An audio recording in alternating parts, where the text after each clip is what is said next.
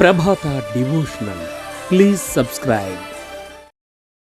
పవిత్ర పుణ్య భారతదేశంలో, అందున హిందూ మతంలో చెట్లు మొక్కలను కూడా మానవులు జంతువుల్లాగా జీవులుగా పరిగణించబడుతూ ఉంటాయి. అన్ని ఇతర జీవుల్లాగా చెట్లు మొక్కలు కూడా ఉదయం నిద్రలేచి సాయంత్రం సమయాల్లో విశ్రాంతి తీసుకుంటాయని కూడా నమ్ముతూ ఉంటారు. నిద్రలో ఉన్నటువంటి ఒక వ్యక్తిని ఎటువంటి కారణం లేకుండా లేపడం సరికాదని, పాపమని భావించినట్టుగానే సాయంత్రం వేళల్లో, అంటే సాయంత్రం దాటిన తరువాత చెట్లు మొక్కలు కూడా నిద్రపోతాయని నమ్ముతారు. అందుకే వాటిని తాకడం లేదా సాయంత్రం తర్వాత వాటి పువ్వులు ఆకులు కోయడం వంటివి చేయకూడదు అని చెప్పబడుతున్నాయి. అయితే వాస్తు శాస్త్రంలో సైతం చెట్లు మొక్కలు ముఖ్యమైనవిగా పరిగణించబడుతూ ఉంటాయి. హిందూ మతం వాస్తు శాస్త్రం రెండింటి ప్రకారం చూస్తే కొన్ని సందర్భాల్లో చెట్లు మొక్కల ఆకులు తెంపడం, పువ్వులను కోయడం, కనీసం తాకడం కూడా నిషేధం.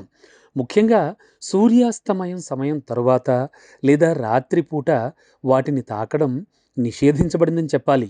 ఈ సంప్రదాయం శతాబ్దాలుగా కొనసాగుతోంది. నేటికి చాలామంది దీన్ని అనుసరిస్తూనే ఉంటారు. మరి ఈ నమ్మకం వెనుక కొన్ని కారణాలు కూడా ఉన్నాయి. రాత్రిపూట చెట్లను మొక్కలను తాకకూడదని లేదా వాటి పువ్వులు ఆకులను కట్ చేయకూడదని సైన్స్ కూడా చెబుతూ ఉంటుంది. దీని వెనక ఉన్నటువంటి మతపరమైన శాస్త్రీయమైన కారణాలేంటో తెలుసా? ముఖ్యంగా రాత్రి సమయాల్లో చెట్లను మొక్కలను తాకడం లేదా తెంపడం పాపమని నమ్మకం.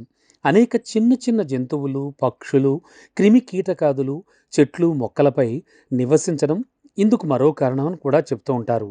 ఆ జీవులు ఉదయం సమయంలో తిండి పానీయాల ఏర్పాటు కోసం బయటకు వెళ్ళి సాయంత్రం వేళ అలసి సొలసి వచ్చి విశ్రాంతి కోసం, నిద్ర కోసం చెట్లపైన కట్టిన గూళ్లలోకి తిరిగి వెళుతూ ఉంటాయి. అటువంటి పరిస్థితుల్లో రాత్రివేళ చెట్లను మొక్కలను తాకడం లేదా వాటి పువ్వులు ఆకులను కోసే సమయంలో వాటి మీద ఉన్న ఆ చిరు జీవుల నిద్రకు భంగం కలుగుతుంది. కనుక రాత్రి సమయాల్లో చెట్లను మొక్కలను తాకడం, వాటి పూలను ఆకులను త్రుంచడం నిషేధించబడిందన్నమాట. అలాగే ఇక రాత్రిపూట చెట్లు చాలా ఎక్కువ శాతంలో మానవ మనుగడకు చాలా కీలకమైన, అత్యవసరమైన ఆక్సిజన్ను విడుదల చేస్తూ ఉంటాయి.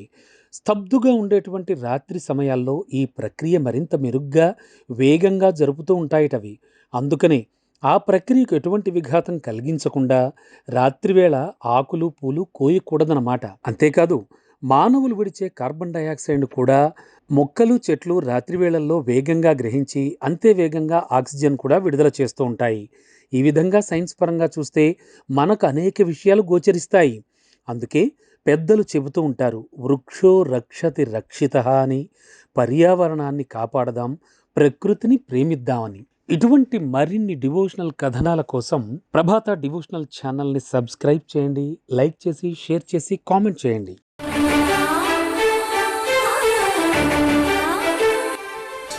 ప్రభాత డివోషనల్. Please subscribe.